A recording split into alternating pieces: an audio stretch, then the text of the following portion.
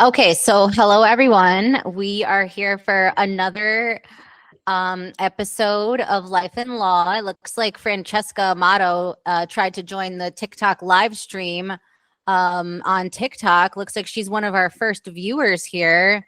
Um, we're live on YouTube, TikTok, as well as um, what else are we on? Facebook. So we have our special guest today, which our special guest is a father. His name is Justin. And would you like to introduce yourself? How you doing? I'm Justin Nicely. I'm a single father of four babies. Once former victim of Child Protective Services and as well as the family court system, and one of the few walking success stories that was able to, you know, get the system out of his life and be able to raise his children with the most least system involvement as possible, and now advocating out here on the front line of the state of Ohio and nationally to try to get an overhaul on the family court system. Okay. And thank you so much for coming on, and I appreciate it. So I know that last night there was a lot of things that I had posted regarding Francesca Amato, who calls herself an ADA advocate or some type of legal advocate, and attempts to try to, sell people legal filings. She was behind this group, which started the so-called Family Justice and Accountability Act, which turned out to be fake. She has taken a lot of money. I posted maybe like $20,000 in receipts last night alone from only like 4 or 5 different people. And so I know that usually she's charging people like $3,000 for one motion from ChatGPT about like the ADA.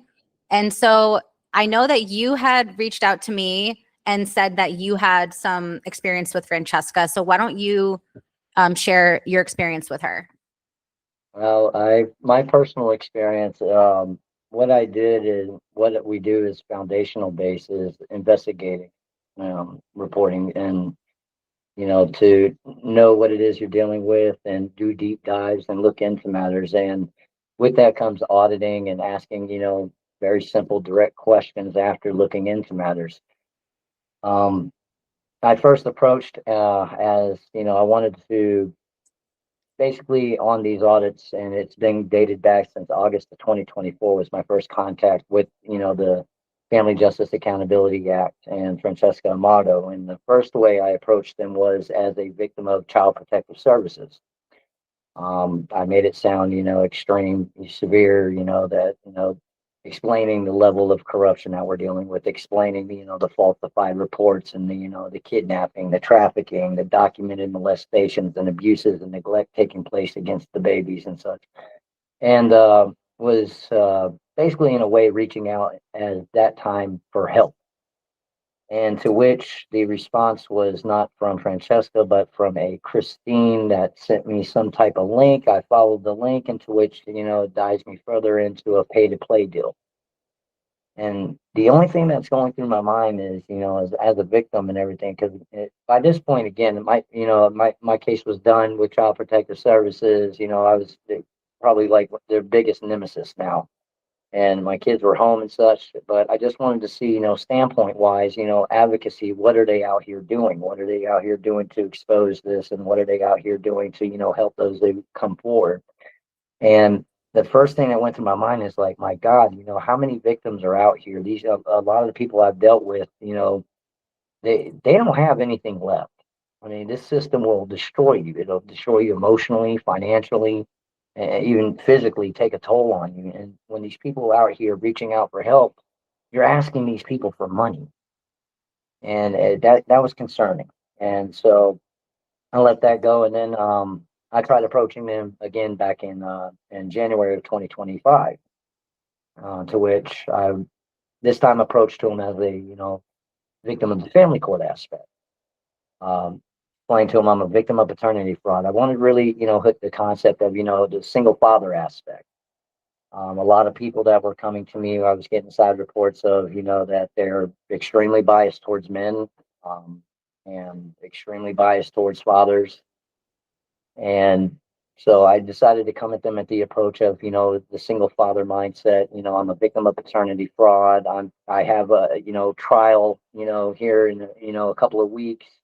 Is there anything you guys can do to help me, at least spread the word, anything y'all can do to help? To which, again, sent a link for $190 consultation for, briefly to discuss it and this, that, and the other. And it's like, wow, this is what you do to the victims. And then the final one, it's all right, Bear. It's okay. She'll get out in a second. My daughter's having a fight with her cat. The third approach was actually when they started doing the big viral deal on October, and when they were going to DC for the Family Justice Accountability Act to approach Congress, and they were going to be sitting in front of the Congression, and all these people were signing on to their bill and everything in this act. So, what's up, Bear? What do you need out of your house, Spooky Butt? Your hula hoop? Okay, I think I can help definitely with that. Oh my goodness. Sorry about It's that. okay. My third I'm approach good. was, to the actual Family Justice Accountability Act and approaching Congress. You want it out? You got it.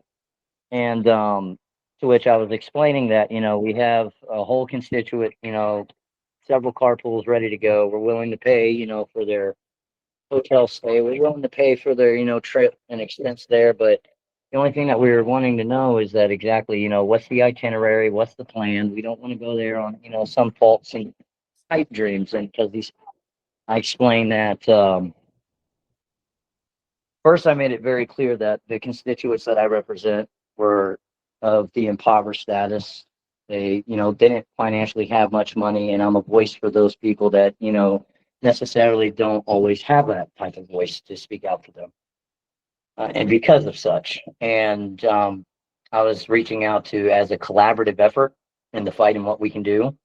What could we do to help? And I could not get a direct question to any direct answer to any question that I asked.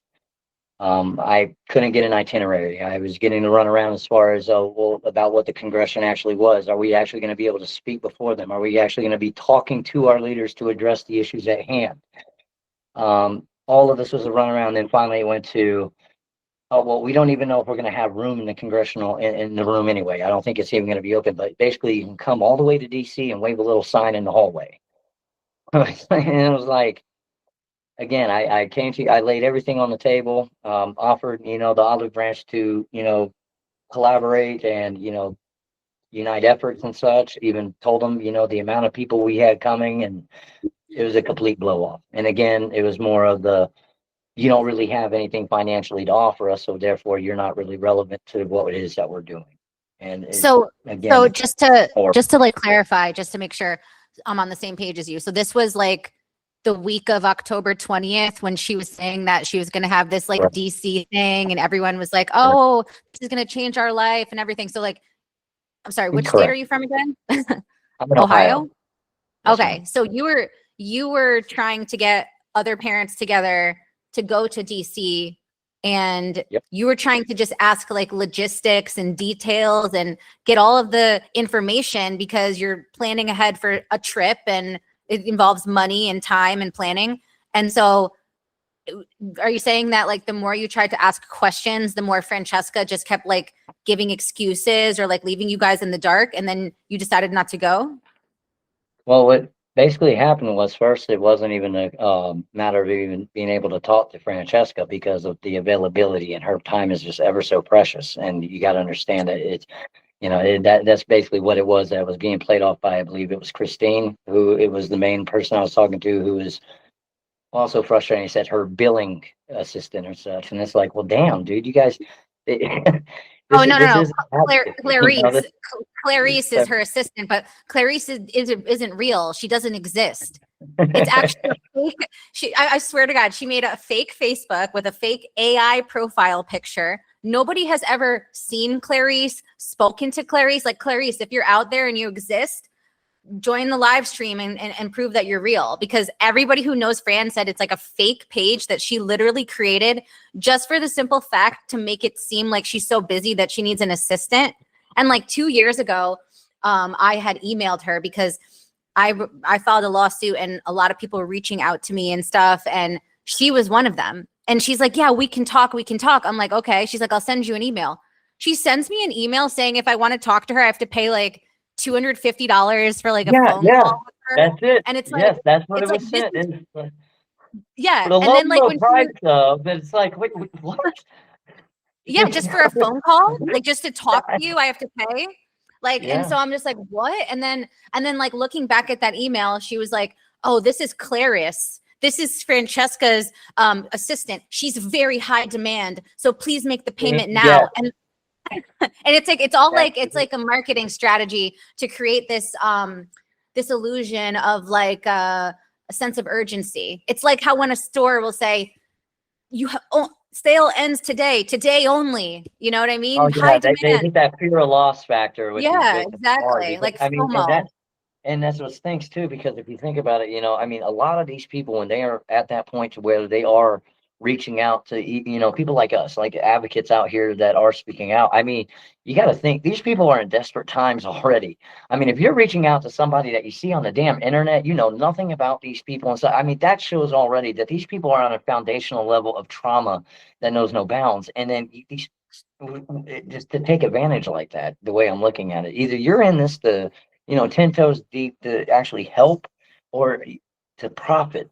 And off of the one of the worst things that you could try to go profit off of, that makes you no better than the abusers and the narcissists and the alienators and the system derelicts that we're dealing with on an everyday basis. What makes you any different? If anything, I would categorize them right just above the chomos as far as that's concerned, because of that's how offensive I find that you're going to charge people begging for help, and all on the foundational base of fraud. You have no foundational success of your own to offer these people. And that's the one thing that I did come to find out while doing a deep dive on her is she she's still legitimately finding this out there. How many years?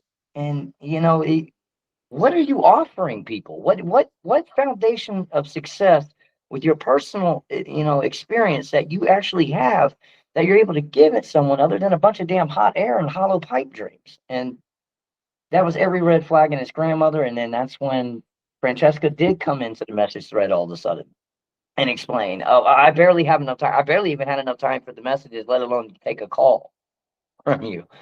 And to which she made it very clear that no, we don't have any more room now. And yeah, you can just come standing in a hall and wave a sign in support if you'd like. And it was just like, appreciate it. So that's when I started, getting the word out to majority of those that I work with and deal with on a weekly basis. I deal with the Ohio Coalition of Indian Qualified Immunity, other main advocate groups here just locally in our state that are, again, frontline warriors, 10 toes in, legitimately selfless in the cause and genuine, and not running damn Ponzi schemes at the expense of victims and children. So I just feel that the more we have that foundational base of truth, transparency, accountability, and exposure, which is one of the most powerful weapons we as advocates have out here. And what better way to warn victims, others to just beware of who it is that you go to, and understand that this lady and her movement and her cause and her act is not everything that it's cracked out to be, from what I've been able to find out.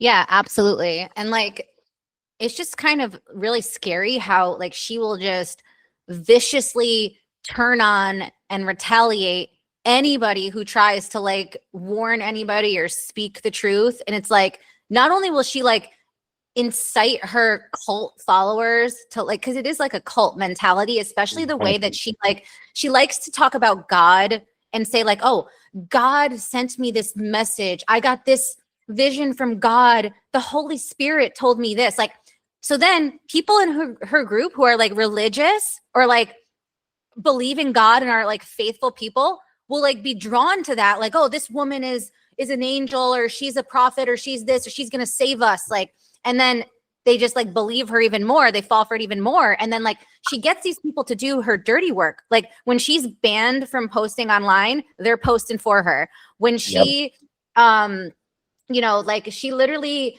will have these people go attack. Like I got attacked by like 6 people in the last like 6 hours that were all people that were her supporters coming to attack me. And if you look at like everything that she's posted lately, it's nothing about her bill. It's nothing about any of the movement. It's nothing about any actual real advocacy work that she's doing. The only thing she has dedicated her page to lately is trashing other people, like bashing me, telling people not to talk to me. And she said that I'm illegally practicing law.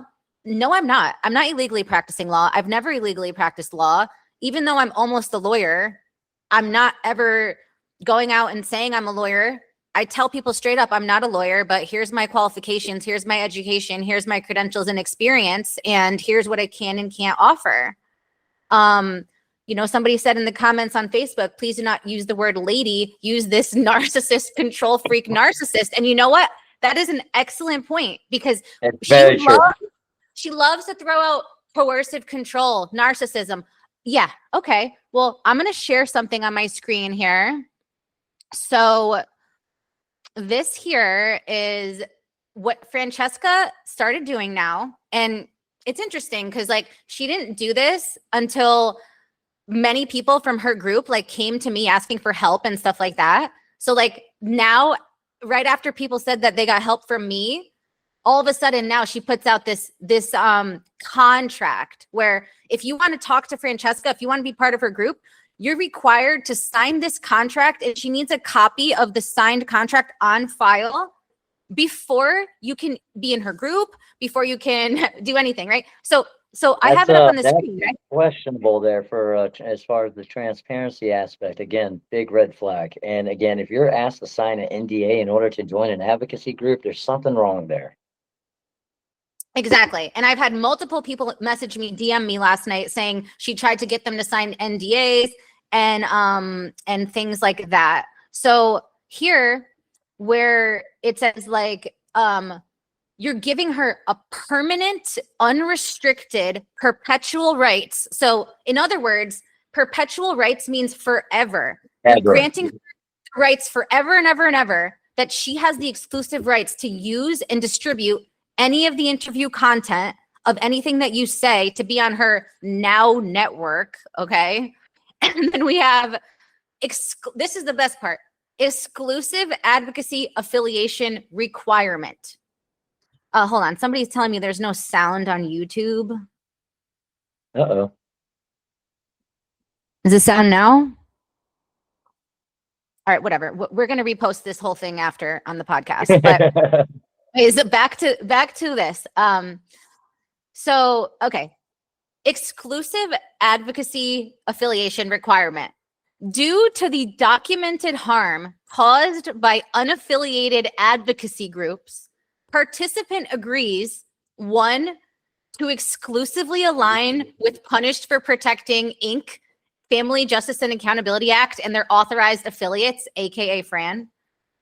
2, not to collaborate with outside advocacy groups, social media advocates, or organizations without express authorization. Okay, so she's basically saying that you have to sign this paper that gives her the rights to your image, voice, interview, and everything like that for the rest of your life forever. And that you have to agree that you will not ever get help from any other advocate. You cannot even associate with other advocacy groups, social media advocates, or organizations without her express authorization. So Francesca says you need her permission before you can talk to anybody else, before you can talk to me, before you can talk to you, before you can talk to anybody in the world. You need her permission. And if you don't, you're breaking the contract. You're contractually obligated to do this. And I don't think any of these people that a God complex, I think, is what we would label that as far as that's concerned. And I mean, again, if you got to think of the whole entire long game of that, first you're signing over perpetuity forever, ever, never. Like she can hold you to that. And then secondly, again, why are you having to sign contracts and an NDA to volunteer? To Volunteer your time, your resource, your effort, your energy. And next to my kids, the most valuable and most precious thing that I know of that I have is my time. And for me to sign it over to somebody with a guy complex that with, again, no foundational experience as far as success is concerned on their end, I mean, that just sounds to me a little bit too iffy. And the other part that a lot of people need to look at when they're looking at the Justice Accountability Act, a big red flag that I saw is, how are you to have a copyright on a public bill? Someone please explain this to me. I don't understand that. That was just like one of the main things that really stuck out to me. If you go look at even on their profile, you'll see that little copyright symbol in the bottom left-hand corner of their public bill. So if someone can, again, just too many red flags, people, I again encourage everyone, do your research. This woman right here, unfortunately, every definition of the word of a narcissist and a clout chaser and an egomaniac and look at me, look at me, look at me, look at me. But what are you really offering? And again, the energy and time invested to sit there and speak out against others that are legitimately out here fighting, or even, to have that time and energy. I don't understand it. I rather, if I'm going to speak, if I'm going to go live, it's got to be with a purpose. It's got to be for effort. It's got to be maintained on a subject matter pertaining to helping the cause as a whole. I don't see how that energy and effort is helping the cause in any way. How is that bringing one damn baby home? How is that uniting one mother and father to say, you know what? Screw these courts. Let's co-parent. Let's figure this shit out. Let's walk away from all of this madness and let's raise our family. I don't see any of the damn things that she's doing by going out here and raising a shitstorm with all these other people and doing this to other people, how this is helping any families out there. How is this helping these kids? It's not. And it just goes to show that, again, she's willing to, for her own selfish gains, her own selfish needs and principles, to, at the victims and children's expense, fulfill her own egotistical desires. And that will tell you everything you need to know as far as her and her movement. Yeah. And, like if you look at like characteristics of a narcissist, characteristics of a cult leader, and characteristics of coercive control, there's similarities in all of those things. And one of the things that they do, and coercive control is a big part in how people get drawn into these like cult-like groups, where number one, they isolate you from your support system. So red flag, you're not allowed to talk to anybody except me. Sign a paper, you talk to me and nobody else. That's isolating you from support. It's isolating you from resources. That's abuse. Secondly, telling somebody like, I own you, I have all the rights, it's just like, again, like that's crazy. And then here she put, you cannot appear on other shows, interviews, podcasts, or media platforms unless you have prior approval from Francesca Amato. So you wouldn't be allowed to do this right now if it wasn't for her approving. I don't think she would approve of it. So it's like, if you were to sign this and then tomorrow she's mad at you, and then you came on my podcast today or whatever, she could then turn around and sue you for a breach of contract. And that's what people need to understand. If somebody says, sign this NDA, sign this agreement, sign this non-compete, you don't just sign it because this person has a lot of followers or because they're pretty or because they look like they know what they're talking about.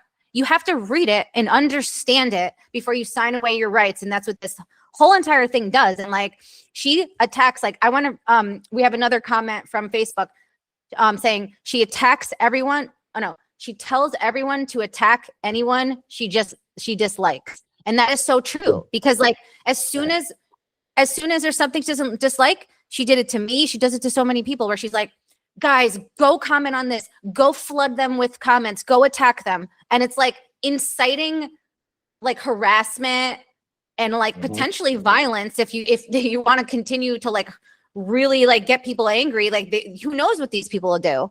And so I was like shocked at how how much she did that. And then someone said, I'm affecting her income. She secludes people and makes them think that she's the only one who can help, and no real caring person secludes victims from help. And Amen. Her volunteers, and someone said her volunteers are her flying monkeys that attacked her this month, and she's terrifying and dangerous. Another girl said my jaw dropped when I saw her contract. And let's finish the contract real quick. Yeah, man, it's scary. And It's if anyone petrifying. signed this, like if anyone was coerced or forced to sign this and wants out, let me know, because that's a reason to break a contract if somebody forced you or threatened you or coerced you. And Yeah, we so, can definitely turn this into the next roll of toilet paper in Charmin. Absolutely. yeah, and then like you need approval to talk to anyone else. You need approval to go on other podcasts. You need approval to no. She gets all the rights to your videos. And then, oh, this is great.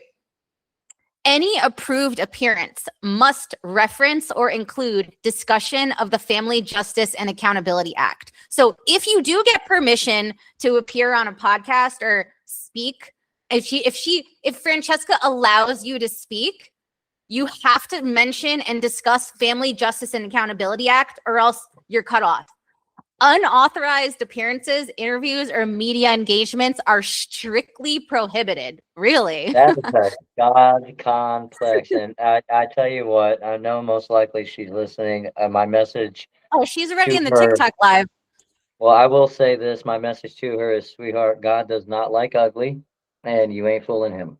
Just saying. Yeah.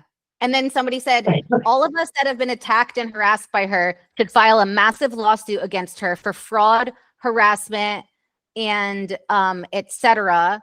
And someone said she also threatened team leaders if they don't work hard enough, they'll be pulled as team leaders, which is hilarious because these team leaders are volunteers. She should be paying them. She should be saying, I'm going to pay you to go spend 8 hours a day pushing my fake bill for free, because otherwise They you're work just part-time?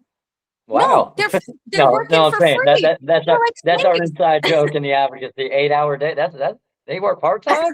Yeah, no, they're her indentured servants. And then about the lawsuit, I know on we're streaming this on TikTok as well, and Healing Out Loud too is another advocate slash creator who's on TikTok, and she has been very vocal about Fran. Fran has attacked her. You can go see 50 posts about her on Fran's page, and I believe that her and others have filed a federal lawsuit against Fran. Awesome. I don't know if she wants to Well, comment in the hats comments off about to her. that. I'll read it out. Yeah, I'm seeing at least Hats off to one her. new federal lawsuit against her, which we could hear more details about it. And then I'm planning to do whatever possible to take legal action against her, since I sent her a cease and desist last night, and her response was to then continue to harass me, verbally attack me, insult me. She even went so far as to say that I wish I was her, that I wish I could be her. Like, I don't think anybody out there wishes they could. With that being said, Theodore, you bring up a really good point too, and validation. And I'm pretty sure you would most likely agree with this. But again, I don't like speaking for anybody else. But if you want to give a nod of approval on what it is that I'm saying, I cannot encourage and stress this enough to anybody that's involved in this. Our most biggest rule that we have out here is that you need to treat this like a religion. You document everything. Every single thing. Learn your recording laws in your state. If it's a one-party consent state, again, I'm not an attorney. I'm going to go ahead for legal disclosure, explain that nothing I say should be taken as legal advice. I am not any type of legal representative. I am just a single data from experience, speaking from the heart of what will save your ass that saved mine. Record and document everything. If you live in a one-party consent state, your golden ticket has been written. You record everything, and you don't even have to tell them you're recording, which is the most wonderful thing. And it is not only legal, it's 100% submissible in any court of law that you're using for any type of, procedure that you're trying to go through. The second thing is, if it's a two-party consent state, we teach a trick with that. Find a friend, bring them with you, record it. Again, every engagement, every phone call, every team meeting, if you can, try to sit there and write your judge before your court hearing and sit there and see if you can please have it recorded and get their response documented. It is absolutely imperative to treat that like a religion. You never know how that can save you. It literally might save your life. It can save your kid's life, your family's life. Document and record everything. Yeah, absolutely. And even I had a police officer tell me one time that even if you even if you say that they tell you you can't record, for example, he said still record anyway, just for your own safety. And a lot of Amen. times and a lot of times states have like exceptions where if a crime is happening or if a crime is in the process of happening, like if somebody's doing something illegal, you have the right to record to protect yourself. And every state is different. Don't quote me on that. I know that in, at least in Connecticut, that's the case. So, yeah, I mean, and then just like to wrap up on here, like she then tries to entice people by saying that if they agree to this, they then can have an opportunity to be on a developing Netflix documentary series I or love. I'm sorry, I love or, that one. or potential series of or collaborations with Hulu, Warner Brothers, and other major media outlets. So anyone out there who knows people at Netflix, Hulu, Warner Brothers, or other major media outlets, can you please confirm or deny whether or not that's BS? Because I believe that that's a lie, and until I see otherwise, I'm gonna just assume it's a lie.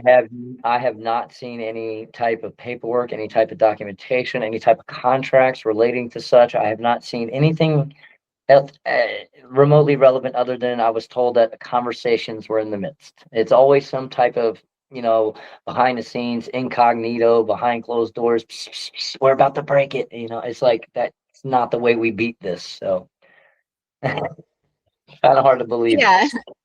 Yeah. And then she says, participant acknowledges that their involvement is intended to advance the federal FJAA, promote accountability, and support nationwide reform efforts. And you agree to uphold professionalism, avoid defamatory conduct, and maintain integrity. And this agreement is entered voluntarily and becomes binding. But it's not voluntary if you're telling people that they can only participate if they sign it. That's like coerced. And so Yeah. that's number one. And like number two, like she's over here saying like you have to maintain professionalism, avoid defamation, and stuff But like that. doing But like all they're doing is defamation. Like every day she's picking somebody else to attack. And now it just Yep. so happened to be me. And I just think it's so funny how she was all angry that I went live a week ago, didn't say a single word or post anything, even when she got out of Facebook jail.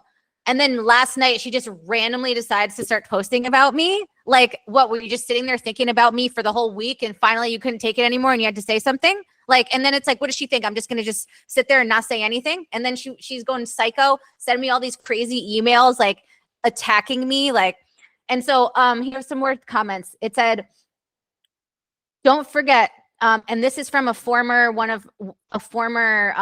participant in her fake bill that went to DC. Don't forget, we all work for her for free, but she has to be paid for everything, as no one should work for free. And someone said, con artist comes to mind as well. You both are saying what I have been screaming from the rooftops since August. I tried to warn everyone the moment this all became clear. She wanted to exploit me and my children's story. Her contract would not hold up in court ever. Let's be serious. And that's silencing victims. In her abusive emails, she actually sends her threats to fake emails to make it look like she is intimidating you. Example, FBI.com. She literally did that last night. She sent me an email. I heard about that one. Hey, I have heard about that. Yep, that's yeah, and another like story I I've was like, heard where she'll use the like the it looks like FBI.com. it's FBI, United States Department of Justice and such like that to freak victim. It's like, dude, why would you? I mean, again, these all these head games. I mean, the levels of narcissism are real out there, and there's different levels to this. She is right up there at the, danger. Will Robinson, danger, red flags, red flares, every single thing you could think of, alarms going off. It's there. I mean, that is the entire thing when it comes to her mentality and all of this. And I openly will call her out to, if she's more than willing to come live with me. Again, I'm about transparency and truthfulness and such on my main page, which is my local platform of Canton Hall of Shame. And to which I'll be more than willing to have a dialogue any day, any time of the week with Francesca to have legitimate questions that I was originally asking since August of 2024 to be answered about the Justice Accountability Act, about her movement, and about the claims and allegations that have come forward by many victims all across the country. And I'm hoping that she would be willing to take me up on that offer. I'm publicly putting it out there for the record for anybody that's listening that this offer is being extended to Francesca. Again, I'm about truth, transparency, accountability, and the power of exposure in the process of doing such. Because one thing that we have as advocates and those of us out here fighting on the front lines, 10 toes deep, is the truth of exposure works, people. If I can testify to anything, the power of exposure is real. So the offer's out there, Francesca. I'd be more than willing to have an open dialogue with you anytime, any day.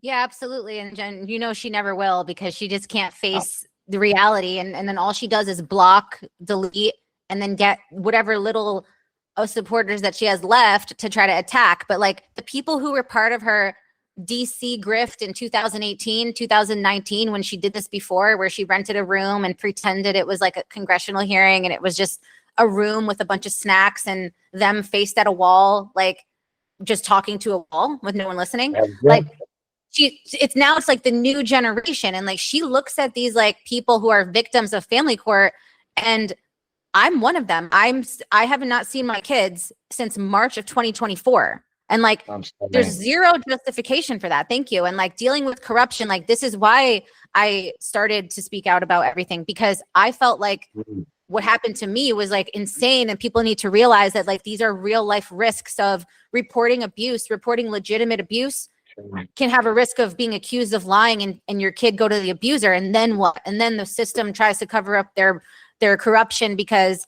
they don't want to, they don't want blood on their hands. And so it's like now it's easier.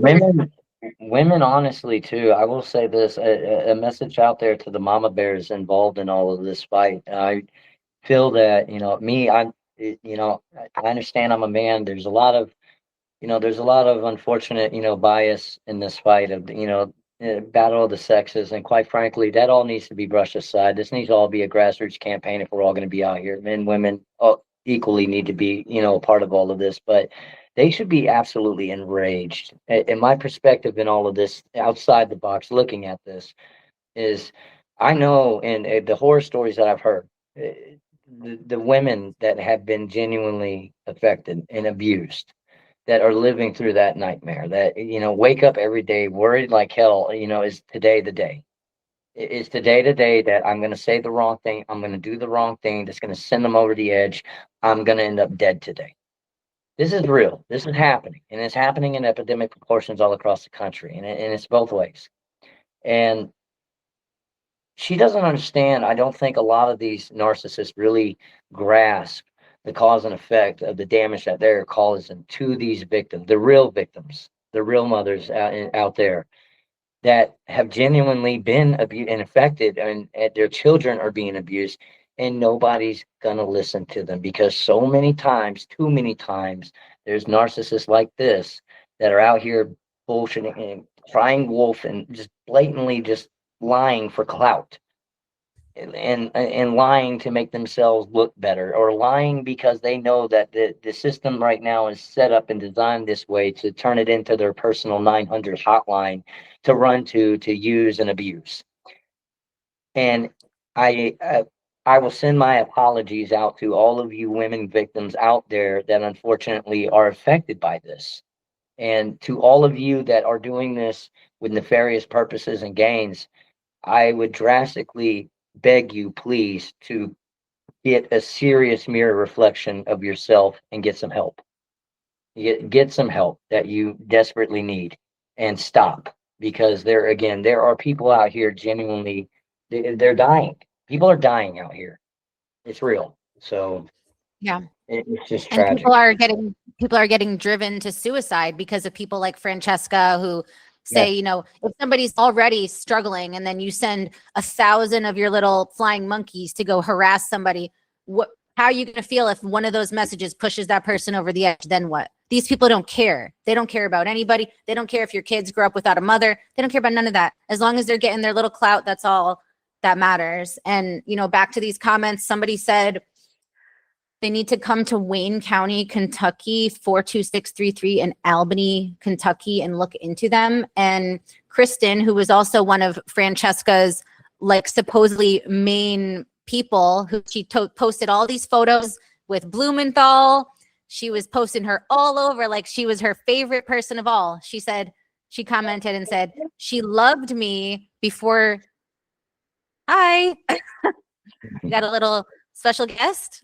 Yeah, this is Haley Bear. This is the one that she went national. This is the one that keep Haley home, and I was a victim of paternity fraud and the family court aspect, and they tried to pretty much take her away from everything she knew and loved. And I fought like hell over a year and a half court battles, and wellness checks and guardian ad litems, two attorneys, pro se, and even again, still being a victim of paternity fraud, was able to keep out of the clutches of the system and kept her home. That's awesome. I'm so happy that, like, you know, when we hear about happy endings and stories that work out, because every day that somebody goes through this, it's like torture. It really is. And you know, about on the subject of what Kristen said, you know, Fran was promoting her like she was the best person in the world. And she wrote that she said she loved me the day before I stood up. She told the whole group how amazing I was the day before she knew I was done. And then she said, since I left, I made it so far. Now my situation is now going better than it ever has. And amazing. Good to hear and so that. she actually, I think, was working with a couple of the other women who were part of the FJAA group. And then they saw what Fran was all about. And, you know, like Melissa, Kristen, they're commenting how Henry, all these people were part of the group, especially in the Connecticut chapter, Natasha, and all of them saw Fran for what she really was, either confronted her or decided to leave on their own. And then they get attacked, slandered, threatened, other people to attack them. And her new favorite thing to do is to call everybody junkies and drug addicts, because apparently, according to Fran, even if you have a medical card for cannabis, you're a junkie, druggie. Oh, she definitely hates me for that, considering I advocated like hell here in the state of Ohio, because that's like one of the main big things that they like to hold over people's head. And, you know, me personally, I advocated for it because I'm not going to become the systemic epidemic of the opioid problems that we're having out here, to where it's like, oh, you have a problem, here, pop a pill. And yeah, the declassification, I think, is a huge success. Anyone out there fighting to try to get it decriminalized, legalized, continue to keep doing such. Hats off to you all. Yeah. And, you know, it's so hypocritical of her, because number one, like, I've been told by numerous people that are familiar with her from New Jersey, New York, and in that vicinity, have stated that she supplies her son, who's like 19 or 20, that's a grown adult living in her basement, who she fully financially supports. And she fully funds his pot habit, and that the son literally smokes like an ounce every 2 weeks, and she's paying for it. Every week she's giving him money to go buy pot. So it's okay for her son to smoke recreational pot at her expense, funded, fully financially sponsored by her. But people who use cannabis for a prescription medication, whether it's for PTSD or cancer or autoimmune or seizures or whatever it is, it doesn't matter what it is. It's a valid prescription in almost 30 different states where it's legal medically. And like, again, like Fran, she also not only, you know, she's a hypocrite because she allows her son to smoke and buys it, but then she doesn't want people to do it for medicinal purposes. But the other thing is that, you know, she also pushes like prescription meds. And like, I've heard that she works with like nurse practitioners, APRNs, and stuff like that. And not going to say any names, but certain people that are very close with her, especially ones living in New York. She will either partner with people where she's like, like let's say like, she'll say to them, okay, I'll refer you to go to this therapist, or I'll refer you to go to this psychiatrist, and they'll get you Who is set she up with, to refer anybody? I mean, my yeah. goodness, And then she's man. probably getting a finder's fee. And so it's like she's sending people to go to this and saying, go to this lady that I know, she'll prescribe you Adderall. Go to this lady that I know, she'll prescribe you Oh my Xanax. Go to goodness. this lady, she'll prescribe you this. And she's getting a cut. She's sending them to people who are abusing their APRN license and prescribing people psych meds, giving them so-called therapy services. And every That is single person who I've enraging. spoken to, again, every person I've spoken to that's used her services was then retaliated against. And like, Melissa, she said that after her involvement with Fran, that DCF then started questioning her about why she's involved with Fran, what she's doing with her. And it suddenly became a topic of contention, with the ex-husband and stuff. So it's like the fact that even being associated with her can be used against you should be a red flag. And then there was another mom who I think she's from Illinois Illinois or Ohio. I can't remember. So anyway, she filed for an ADA accommodation thing, asking for Francesca Amato to be her support person under the ADA. And the court responded and they emailed back, and she like CC'd me on it. And it was like, we've processed your ADA accommodation, and after further review, the court has determined that Francesca Amato is not an appropriate person to be doing this. Therefore, you're allowed to have a support person as long as it's not Francesca Amato. And she's like, oh, that's illegal. I'm going to write a letter to the DOJ. Everything's always, I'm going to write a letter to the DOJ. It's her favorite thing to do. And Kristen said here, I literally did her job for her in DC while she left. I drove through 5 storms, took 27 hours, and she left early and showed up late. And she said Clarice, the assistant Clarice, is her other personality.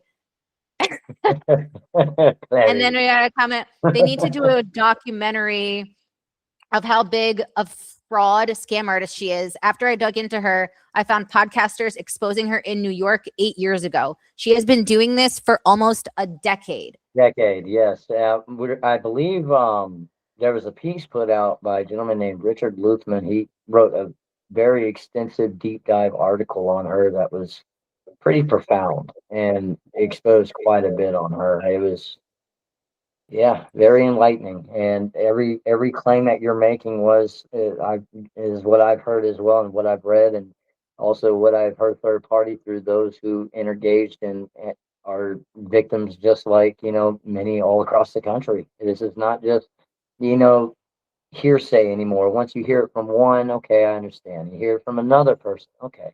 You hear from another person, and all these people are continuously all over the country, all saying the exact same thing.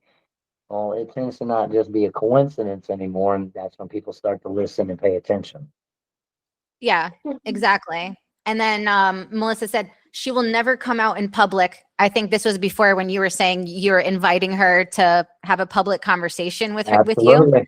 And she said she'll never come out public. She only sends her monkeys because she can't lie fast enough for open conversations. And another mom, Natasha, said, I watched her go after mother instead of fighting to get the bill passed. I'm mad it took me so long to see Francesca Amato for what it really is. So-called advocates have hurt my case more than helped it. And another comment, she doesn't care about human life. Healing can tell you she's gotten others killed and never cared one bit. And over here on TikTok, we have, I think this was also read, saying Fran will not do it. She will not do an open conversation. We tried that years ago. And someone said, sorry, who are you talking about? We're talking about Francesca Amato. You are right. They do not really care. They are literally hurting the most hurt people. Yep. Such BS. So if you have a glass of wine a day, does that mean you are an alcoholic?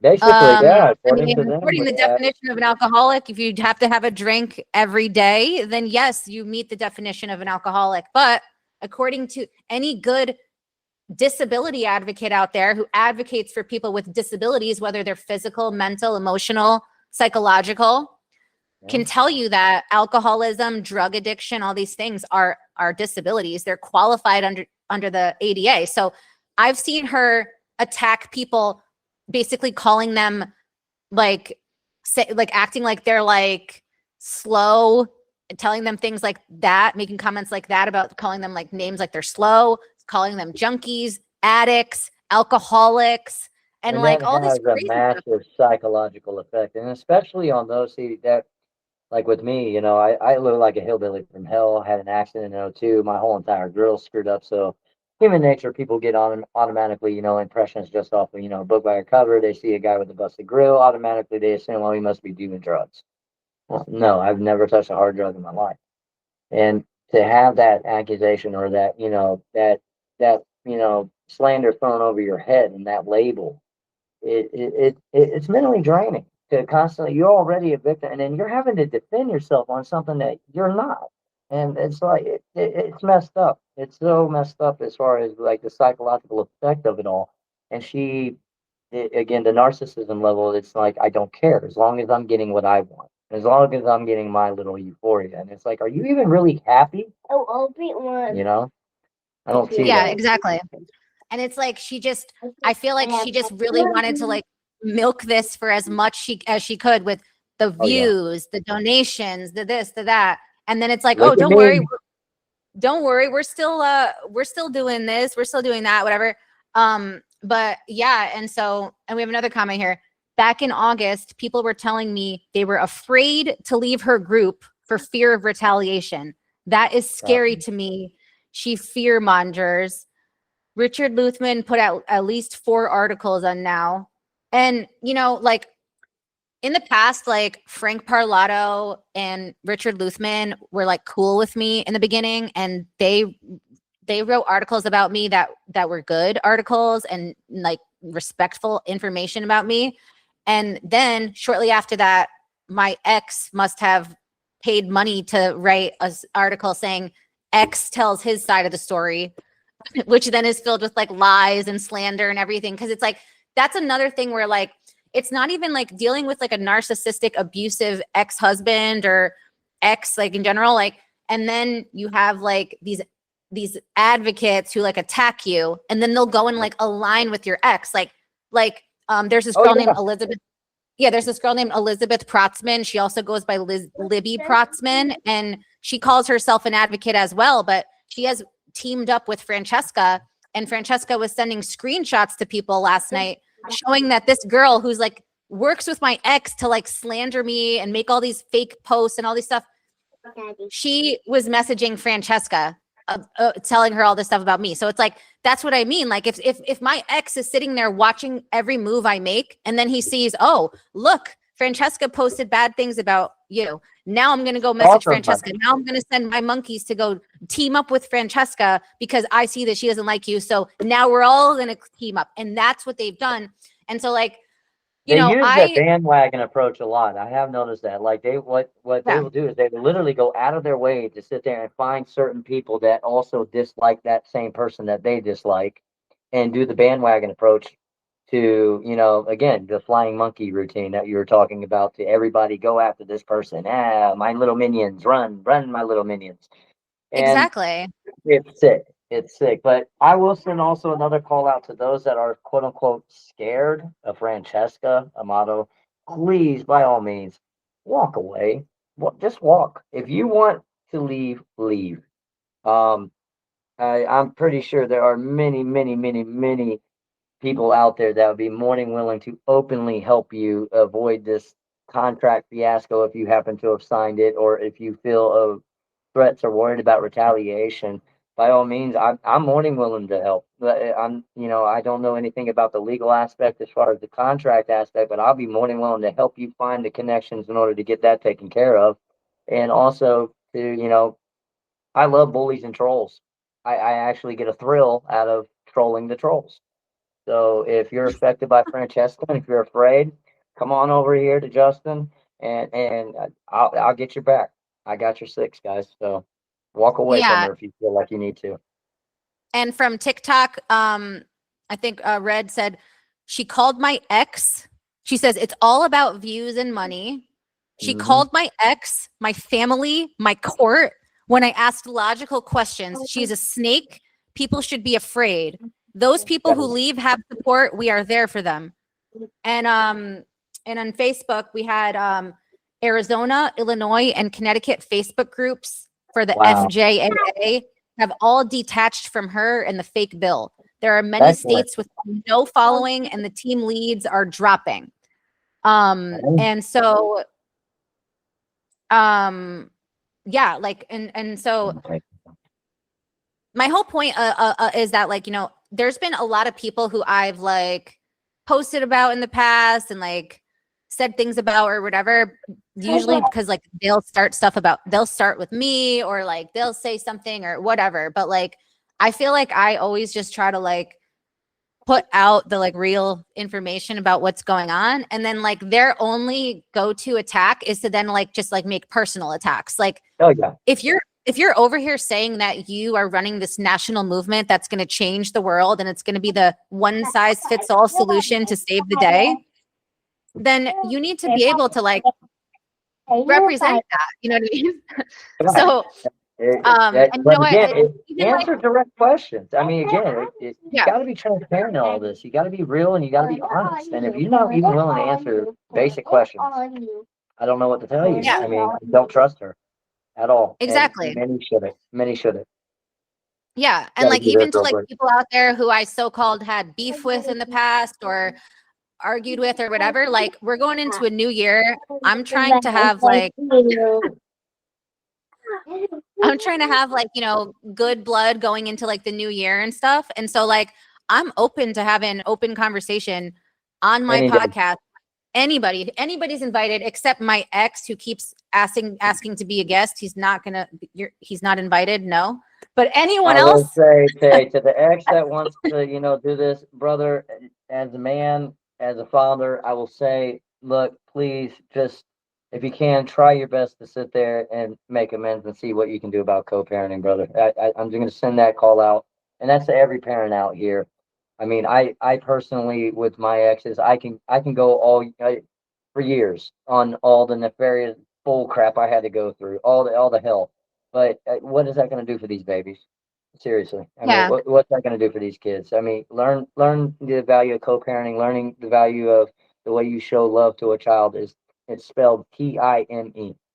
I mean, and you're in, you know, your investment in, and you know, not just what time you spend with them, but again, and these kids need all the love they can get. They need a village more than anything right now. So parents, work out your grievances with each other. Get the hell away from this godforsaken system.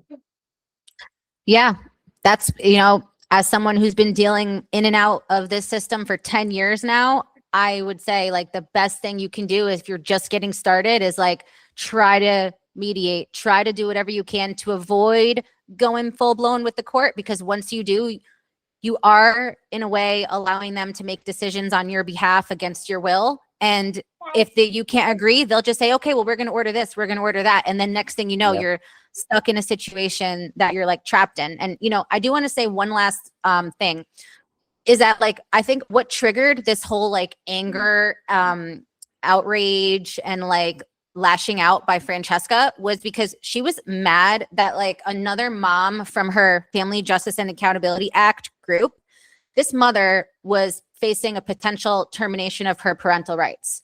And she had a lawyer who was like not answering her calls. She was trying to fire the lawyer and go pro se and wanted help, but the lawyer wouldn't even get off the case. And she's like freaking out, calling me all depressed, crying. She says, I'm in the Family Justice and Accountability group. I really want Francesca to help me. I just don't have the $3,000 right now. Wow. And so this mom is telling me that she's working 40, 50 hours a week, making minimum wage. She's scraping by. She can't even pay her bills, let alone come up with this kind of money. So I ended up, you know, talking to her and like, I made like a promise that I would like, you know, try to help people for free, but not all the time. Like, you know, at least an hour a day. If I could do like one day help someone for 5 hours and then I don't help anyone for a few days, whatever. But if I average out to like at least an hour, whether it means like helping somebody like who's stressed out about their case, researching some stuff for them to maybe come up with some things that could point them in the right direction, or helping them walk them through like how to do some papers or something. Or even like sometimes people are like literally calling me like feeling suicidal or feeling like they're hopeless. And so like, Oh yeah. even Many I of those talk to people on calls. the phone for hours, like, and Mhm. that's helping and stuff. So, and like prior to this, I had started a business called Pro Legal Solutions LLC, which I started in 2021. And like, I had a partner at the time who was a business partner, and he went to law school. He was a lawyer, but he didn't pass the bar to be considered an attorney, but well versed on the law. And like, we put a lot of thought into the business structure, where it was basically like for people who can't afford an attorney and want to try to do things pro se or whatever, like I would offer like any kind of services that are not considered practicing law. And so Yep. like, if I said to you, like, I'm going to give you legal advice right now, that would constitute like practicing law. But if you say to me, hey, you know what, like, my ex is violating the court order and not letting me see my child, and I don't, I want to file a motion for contempt, you know, but I'm not sure if I'm doing the paperwork correctly.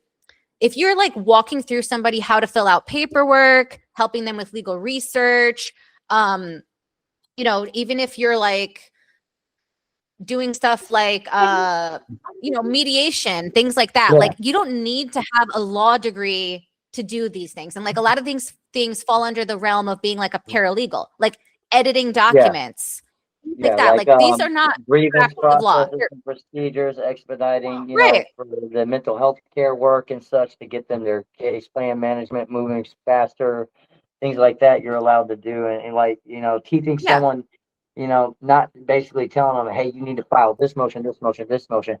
But also, people need to understand too, when you're giving advice, just basically, if you're giving advice, give your successes. Hey, this is what I personally did with my situation, and it helped. And Right. this is in which way it helped me.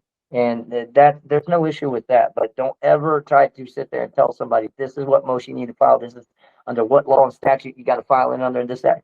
Because then, yeah, you can have the liabilities on you that you're practicing law without a license.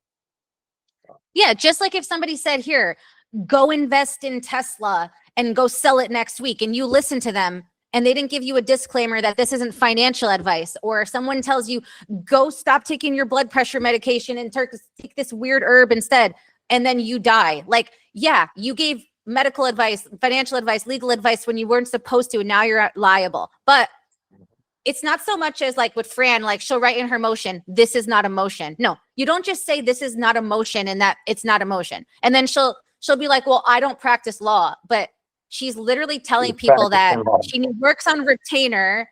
It's a $3,000 retainer, $150 an hour for inside court, $130 an hour outside court. Every minute you talk to her is getting a billable hour. And she acts like she literally is an attorney, act like an attorney, because she says, oh, I'm going to represent you during the thing as an ADA. That's not allowed. An ADA person never gets to represent you because they can't. And they just stand there and observe and take notes and hand you papers.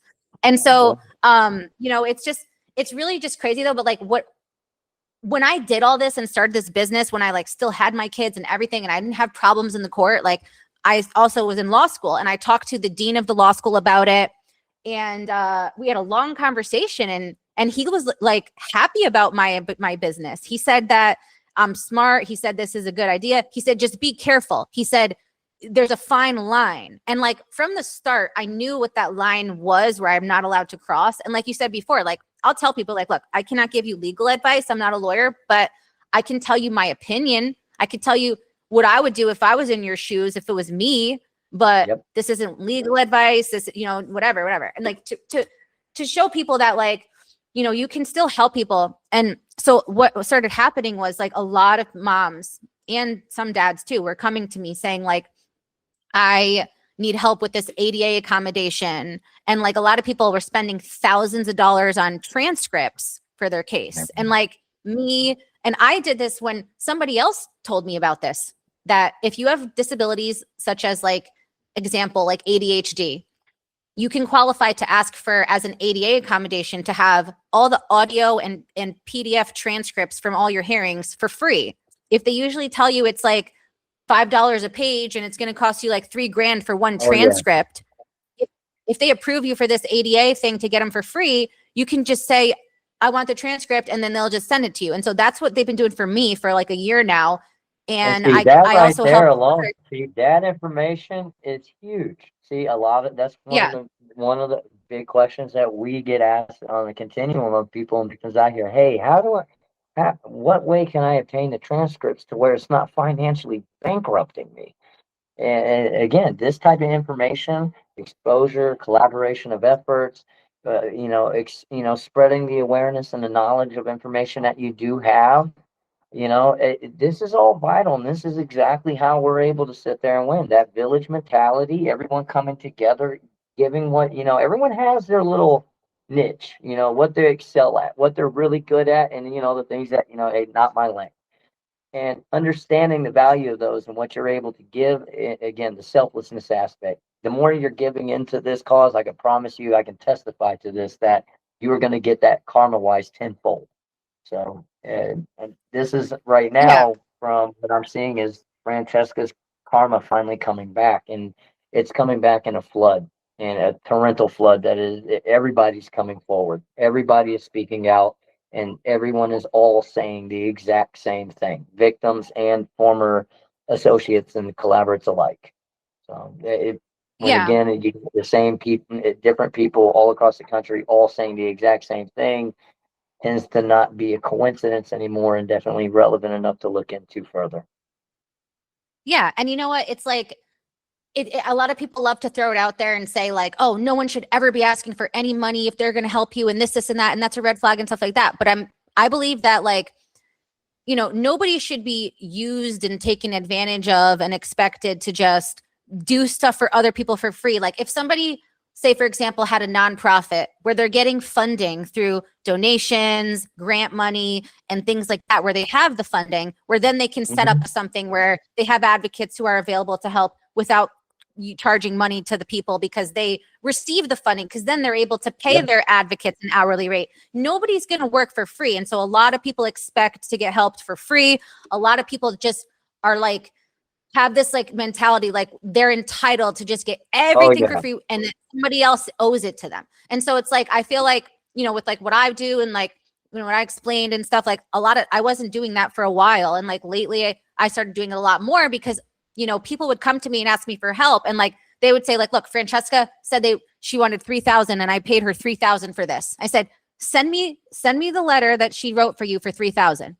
And like, literally, like the fact that she would write that stuff and like somehow think that, it's worth that kind of money or whatever. And like, I was just like, wow, how would anyone even think it's okay to pay this much money for something like this? And so then I would tell people like, listen, that's absolutely ridiculous. I could help you. I could do it for you for lawyers $100. don't even charge $3,000 for a retainer. Exactly. I mean, that's Exactly. And absolutely it's written by absurd. ChatGPT.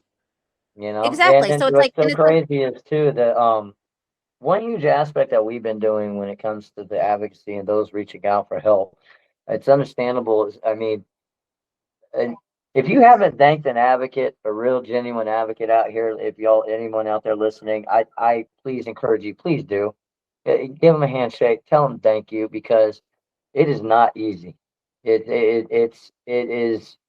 takes a toll, and it's not cheap. If you you got some type of financial capital in order to be able to do this in some way effectively. And with that being said, if you're in here, giving money, so it's understandable. It's those that are actually like $3,000 to talk to me because I have that sense of entitlement. And the way that we've been looking at as far as being able to get the best help, we have seen the most success stories come from those that were the most selfless. They would be going through a case themselves, having issues, but yet they are still out here. What can I do to help the next person? How can I sit there and, collaborate with this person and talk to them? They're having a bad day. And it's those people, believe it or not, that get put up into the head of the spotlight to say, hey, this person needs help. And they have been the most ones that have people flock in order to want to do it. And it really does. It's like, again, the cause and effect of selflessness is key. You Yeah, got to fix. absolutely. And I just put on the screen just so everybody could see, this is what you get for $3,000. And I posted this as a Google Doc. So like this way, if anyone doesn't have the $3,000, all you have to do is put this into ChatGPT, say, please rewrite this, except put my name, my case number, and my disability diagnosis, and draft the same exact letter for me. And boom, it's done in 2 seconds. I put this one. You can see exactly what she wrote. Oh, hello. Red said, hey, it's me, Red, on the Facebook live stream. But yeah, everybody can take a look at all this. I posted all of these, and I took screenshots and posted it too, in case you guys don't want to look at the Google Drive link. But you can see, like, it's a 6 pages, just like copied and paste from ChatGPT. She took the same thing, and where I blacked out, it's like the person's name. So it's like, all you have to do is plug in your name and boom, you got your $3,000 motion. So that's why I said, if anybody needs help with the ADA motion, if you want free transcripts, free audios, I've gotten like 10 different people granted already. So I've been getting those for myself, and every person who I've helped got it too. And everybody is loving that they can get the transcripts and stuff for free. Cause I remember one time I spent $3,000 on one transcript. Yep. So it's like, That is one of it's our really biggest ones. Everybody, their main complaint, again, that I hear from those that are trying to obtain just the transcripts from their cases is the amount of money that they're legitimately going to have to spend on it. I've heard everything from, $1,000 to, I've heard one person $7,200 for their yeah. And when you're transcript so of their desperate, case. like, yeah, and when you're so desperate and you know that you only have a limited window to appeal, you'll pay the extra to get it expedited. Somebody said, go, Justin. What state are you in? Ohio, right? Ohio, correct. Ohio. So, but yeah, so I'm gonna have to end the stream just because it's New Year's Eve, and I'm not gonna let Francesca Amato use up any more of my brain cells for the rest of the day. So, but I want to thank you so much for coming on, and yeah, lastly about this ADA thing. I'm going to offer this for the next 30 days until the end of January. If anyone listening out here needs help with only for the ADA accommodation, whatever your accommodation is, whether you want Zoom hearings, free transcripts, anything, let me know, and I will help you get one that is identical to what Francesca offers for $3,000. And awesome. yeah, and then I always share my stuff every time I file things in my personal cases. I post them up in my public Google Drive, and I post them on my page so that it's like anyone can then go download it and use that as case law or use it as templates. Like, I cite a lot of good stuff in there. So I always share my things with everyone. I don't like gatekeep my filings. And like, I feel like, everyone can learn from each other, and you can see like how I drafted something, and I drafted it this way, and I used this case law that anyone else could use because it's from the Supreme Court. So yeah, if anybody else listening wants to come on the podcast and speak about any of this about Francesca, we can continue this conversation. I have a lot of people who went in my DMs and had sent a lot of stuff, voice notes, things. I haven't had time to read everything yet, but I didn't, not ignoring you guys. So I will be in touch. And if anybody wants to speak to Justin, he's also on Facebook. And is there any other way people should reach you? Sure can. We got my the local platform. You can reach me in Ohio. The Ohio Court Fraud Warrior Project, as well as Can't Hall of Shame directly. You can email me at justin@fraudwarrior.org. Anyone that's been affected by the family courts, child protective services, looking for help, or in those that are actually out here wanting to see what you can do to get involved to help fight this. The generational epidemic that ASK was created, hey, please, by all means, get in touch with me anytime. We're looking for frontline warriors to join the mission. So we look forward to hearing from you guys, and I appreciate you bringing me on the podcast so we can speak about this. Again, exposure and awareness is key, and I felt very strongly that this is something that needed to be spoken about. And I just encourage people to just know who your sources are, know who's advocating and fighting in your corner, and just make sure to, protect yourself. Absolutely. And thank you so much for sharing, speaking up. And, I hope you have a great New Year's Eve. Happy New Year to you and your family, and just keep doing what you're doing. I appreciate it. Thank you for having me on. Y'all have a good day, and Happy New Year's to all of you guys. You too. Happy New Year.